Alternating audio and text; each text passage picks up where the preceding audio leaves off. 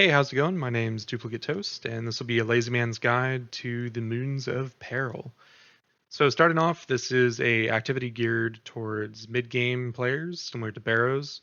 Instead of being a magic and range-based event like Barrows, this will be more of just a melee. Range and magic defense for all of these bosses are just ridiculously high, and so you'll do no damage. This guide is mainly focused for people who are not wanting to be totally like tick perfect or super efficient on everything. It is pretty just like a lazy, laid back guide to how I generally do my runs. So again, if you're not worried about being tick perfect or having the best in slot armor, you can totally tackle this event.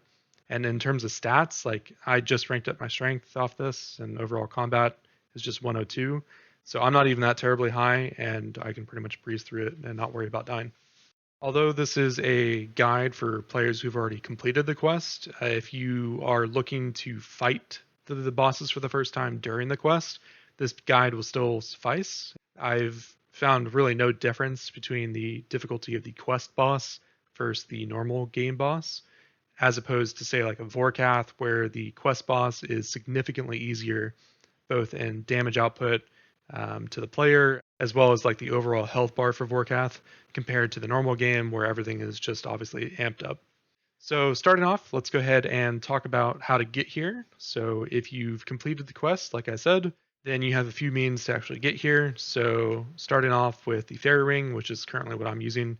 So code AJP, you basically just can bring your graceful set and just run directly here because there's a bank within the city.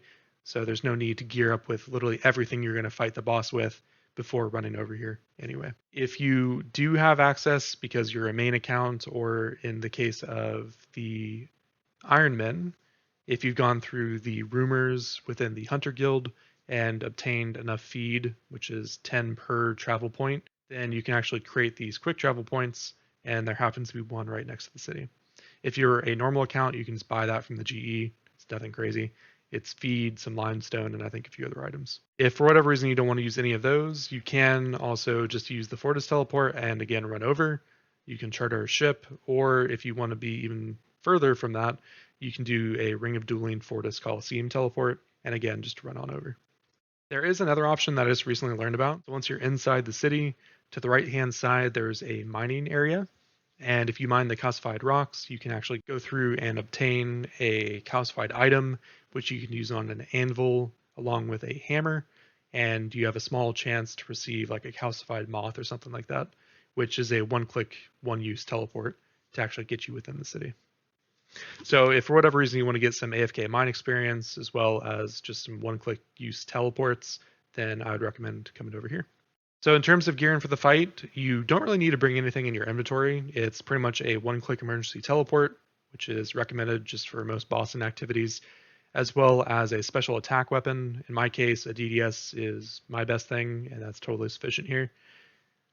And then finally, you want to make sure you have a particular weapon that can either have all three attack styles, which would be slash, crush, or stab.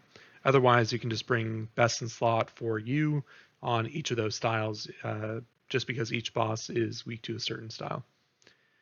To be honest, on my setup with using the zombie axe, I haven't really noticed any issue with just running slash and crush. So it may suffice just to bring one weapon if you want to do that and save you some spots. I don't think you're really going to be hurting for inventory space here. So my recommendation would just bring your best in slot for each. If you are curious about the best in slot armor for all of these, I will, I guess, quickly overlay the wiki page and also link that in the description. Otherwise, in my case, I'm just using Barrows from head to toe, as well as like a strength Ami just to focus on some DPS output, and a Berserker Ring Eye for the same reason. Let's go ahead and quickly cover the boss mechanics. So for each boss, we have normal attacks, as well as 2 special attacks and a unique mechanic. For the normal attacks, we have a circle, which has the lunar cycle, or the phases of the moon, around the boss.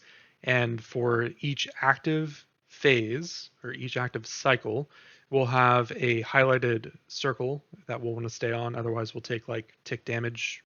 We'll cover this a little bit more in detail later, but for each of the special attacks for a boss, you have 2 of them, and based on whatever phase, like 3 attack normal phases that you're in, the next special attack will always be the same, and you'll never have the same special attack back to back. So, for example, if you jump into the Blood Moon on special attack number 1, you'll go through 3 cycles for normal attacks, and then the next special attack will be the number 2 one. So you'll never have a special attack number 1 backed by another special attack number 1. We'll take a look at the Blood Moon first, and the Blood Moon is actually weak to slash, so you want to make sure you have your correct weapon equipped as well as the correct style selected. The unique mechanic here is the boss will actually heal off any damage done to the player multiplied by a certain value. And then next we have the 2 special attacks, which the first one would be Blood Jaguar, and then the second is Blood Rain. Blood Jaguar is pretty straightforward. The player is hit for about 15 HP, which the boss uses to create a Blood Jaguar. And you'll want to run to the highlighted one similar to the normal attack phase. This is pretty much a timing event, so it's nothing too crazy. You essentially want to hit the Jaguar and then step away before the Jaguar attacks. However, there's a pool of blood that's formed behind the player that you don't want to step away too early, otherwise you'll get hit by the pool of blood. If you get hit by the Jaguar or the pool of blood, there is the same effect, so the boss will heal based on the base damage with a multiplier stacked on it.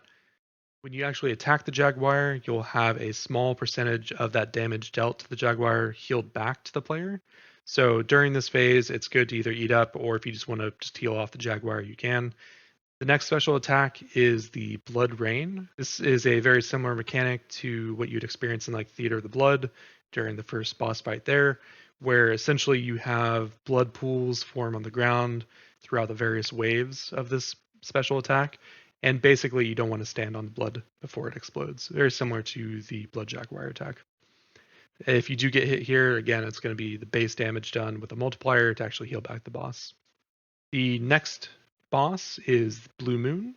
Blue Moon is weak to Crush. So again, make sure you have your Crush weapon equipped with the correct style selected. The unique mechanic here is that the boss can actually kind of build up like a frost on the player. And once you reach a certain threshold for that frost, the player's attack will be canceled. The 2 special attacks here are Weapon Freeze and Frost Storm. Weapon Freeze is pretty straightforward. Your weapon is removed from the player and placed into a like ice block or like a glacier. And essentially you need to go over and smack it for a couple waves just to actually break the glacier to get your weapon back. During this phase, after a couple attacks, you're going to notice that some spikes will form on the ground. Very similar to like the Blood Rain for the Blood Moon. Just step away before the actual attack procs and you'll be fine. And then just double back, hit the ice block 2 times, step away and repeat. The second special attack here is Frost Storm. Frost Storm is essentially the 2 braziers on the right and the left of the room will go out. This is a very similar mechanic to Winter Todd. So you want to go ahead and make sure you light those braziers again. Otherwise, the boss is going to heal back for, I think, 10 HP per unlit brazier, up to a total of 100 hit points for that phase. So if you're fine with, I guess, the boss healing back, you can just let that happen to avoid the storms, because the storms can stack damage you, which is very annoying. And also when you get hit by them, they can turn off your run. The final boss is the Eclipse Moon. This is a boss who's weak to stab. So again, make sure you have your stab weapon equipped and the correct style selected. The unique mechanic here is that the overall max hit by the player can be reduced. The first special attack here is Rays of Light. It's a similar mechanic to what you'd experience when you're going for your Infernal Cape and you're fighting Zuck, where there's the shield that moves from left to right, and you basically want to stay behind the shield or you take damage. So in this case, we're going to have a ball that rolls around the boss, and you just want to basically stay behind the ball at all times as the boss is shooting beams of light at the player. This will negate damage to the player, but also damage the boss at the same time if you're not hit by it. If you are hit by it, obviously the boss will not be hurt. The second special attack is the boss will move the player to the center of the room and actually create clones of itself. There are 3 clones created per wave, and there's a few waves here. The main mechanic is that you want to be facing the clone as it attacks the player. So what I generally do is just face the clone. As soon as you see the XP drop, or as soon as you see your player actually perform like a parry mechanic, then you'll go ahead and switch to the next clone, and then you do that for the third clone. This is the phase where you do the most damage from my experience. So this boss is technically weak to stab, but I've had no issues with just using slash here.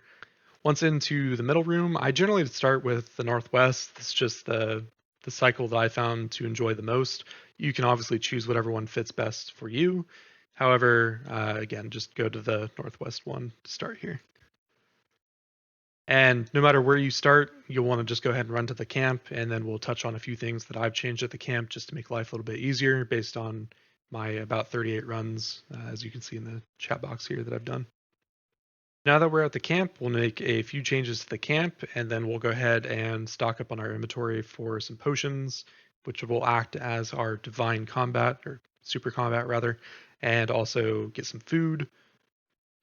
So for the stove as well as the supply crates, I actually did change the left click option from, for the stove's case, cook being the main one to make a cuppa. So making the tea is just a little bit easier since you'll be, in my experience, doing that activity more than cooking, just because there's so much running in between each boss. In terms of the supply crates, again, similar experience here where you're going to be making a lot more potions than you are, let's say, getting the supplies to actually fish or hunt. Generally, for the herb lore, I'll get 4 potions. Once you're actually emptied out of prayer, I've found that like 1 sip per boss fight essentially is what you end up using based on my 70 prayer. The mechanics for both the potions and the food, again, I won't go into depth, but based on your prayer level, your cooking, fishing, and hunter levels, you'll actually be able to either gather more of those supplies or you're going to be able to cook them a little bit faster. And each one will heal you for a different amount of health.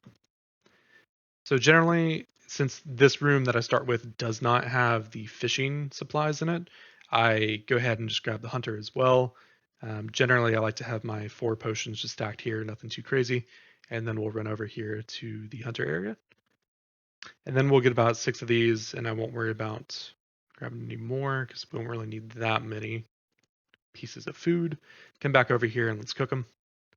And again, based on your cooking level, I think it's a few per actual item. So there we go. There's all of our food that we need. And let's go ahead and make our potions, which we probably should have done first, but that's okay. Come over here to grab the saplings. We'll crush these up. Cool. So now we're pretty much geared. So I'll keep the hunter stuff just in case I ever need it. Again, that's not really a big deal here. If you need to drop it for that much more food, definitely do it. And then basically at the end of the 3 boss fights, I will generally just fish because it's a little bit more AFK, and it's relatively the same in terms of the amount of health healed, and use those. So let's sip some tea and move on. When you're first learning kind of what entrance goes to where, I went ahead and with the tile marker just created one and then labeled it. So in my case, like I know this is obviously a boss room. And then since we know the blue moon's weak to crush, that's what boss I would expect to find there. As we know, it's boss dash slash. So that is what it's weak to. So a little unfortunate, but I actually ended up getting a call and I had to stop recording and just end up finishing the entirety of the run and then got logged out because again, I got another call. So that's why these are my inventory as opposed to just being banked. But as we can see here, this is the Blood Moon. I have my correct weapon equipped as well as the correct style. Currently, we can see the Blood Jaguar phase is going on based on the circle here and the blood pools. So we'll go ahead and pot up here, make sure we're good to go. I have my quick prayers set to piety, and we'll go ahead and jump in here. Back up real quick, even though it won't really matter. Go over that in depth a little bit more. Come over here, go ahead and turn on our piety, take 2 attacks here. So each cycle for the normal attacks, he'll do 2 of these. And then once he kind of stops moving, I want to jump over to the next one. There's 3 cycles in total here. Over. And then since we started with the Blood Jaguar, the first phase always for the Blood Moon is actually the Blood Rain, which we'll have pop up here. So if we need to heal at all, this would be the time to do it. Just pretty straightforward. Again, like just don't stand on the blood. And then we can actually walk over to this guy because that's obviously where the next phase is going to be based on the cycles, right? And take a focus here. So 2 hits, get 3 in base, try to get some specs in here where we can. Make sure we move over so we don't take any tick damage. And because this boss is usually the most difficult just in terms of damage because they heal back, that's generally where we try to dump specs is near the end. So we're going to get hit for a 15 here. We want to run over to this Jaguar, turn off our prayer, heal up a bit, step back to make sure we don't get hit by the Jaguar. So it's usually about like 1 second once that blood pool fully forms like that. So pretty straightforward. And any hits on the Jaguar, like we mentioned before, will actually heal us back. So even if you are not full health, but close enough, you could probably just be sufficient off that. That's the last step. Oops. So we're going to take a little bit of tick damage here, maybe. And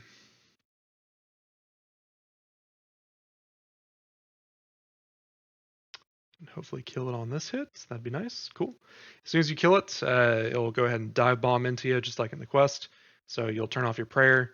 If you need to, actually up your run at all or get more equipment, whether that be prayer pots or food, obviously this is a great time to do it.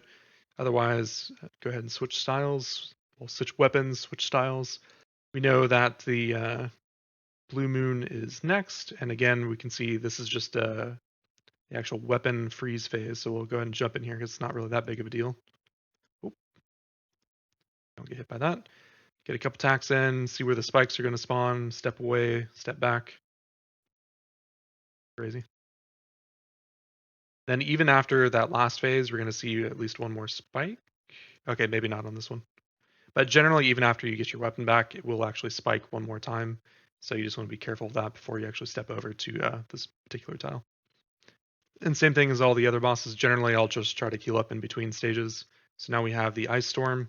So basically, you don't want to get hit by these. If you do, you're going to take a little bit of damage with a potential to be stacked. So if you get hit by multiple of them, they'll stack you out a little bit like that guy.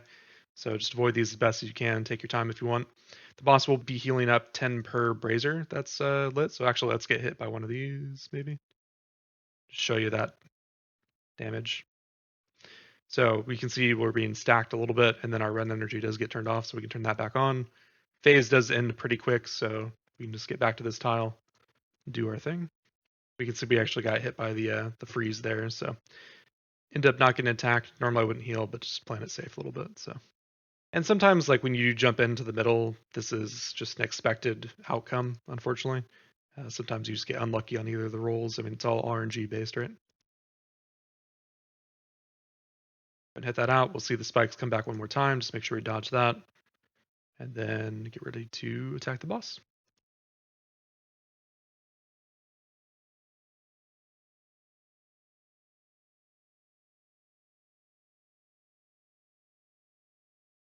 So this would be an instance where we're still good on food, so I wouldn't really worry about that in my use case. So we can see boss tab. Let's go ahead and switch back to Slayer, or Slash Slayer. Go ahead and switch back to Slash. I don't really care about my stab here. And we can see if we really want to avoid any particular phase, we can just make sure we do that before we jump in. This happens to be the Ray phase. Let's go ahead and click on this guy.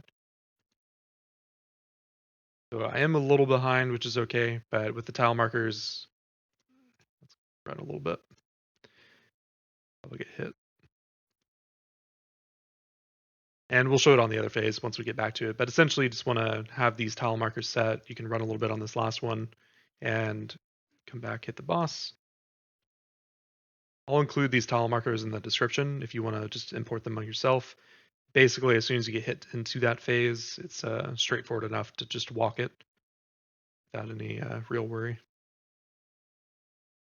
And again, first half here is going to be clones. The second half will be the actual Ray.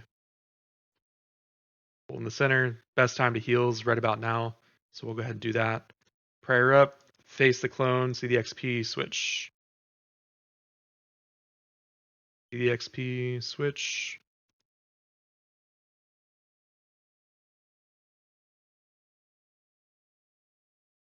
All timing, don't really have to worry about anything.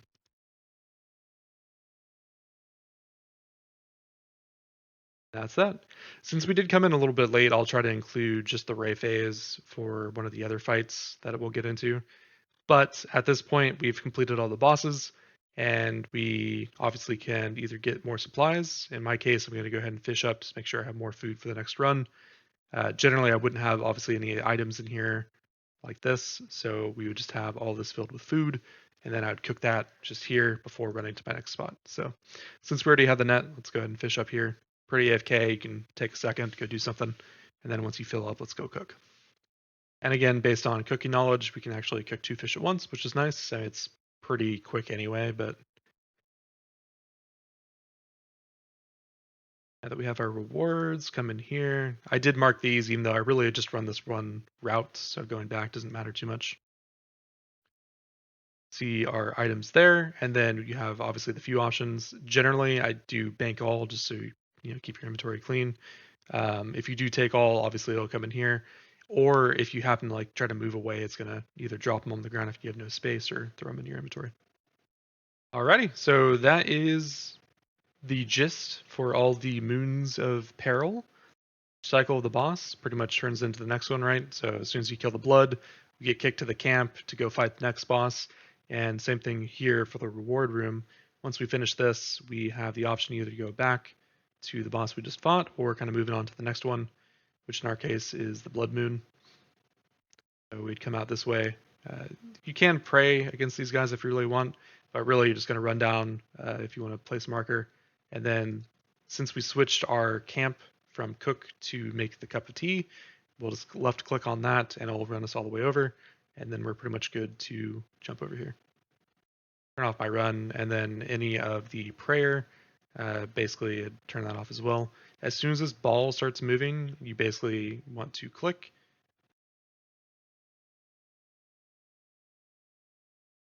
And then as soon as your true tile marker actually gets to this, then you want to go ahead and click just to make sure you stay behind.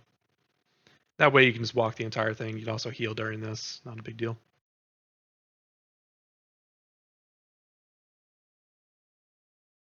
At this point, you can go ahead and turn your run back on, come back over here. Alrighty, well that concludes the Moons of Peril bossing guide. If you did enjoy the video or it helped you at all, feel free to give it a like. If there are other activities or bosses you would like to see a guide for next, feel free to add a comment below, and have a great day.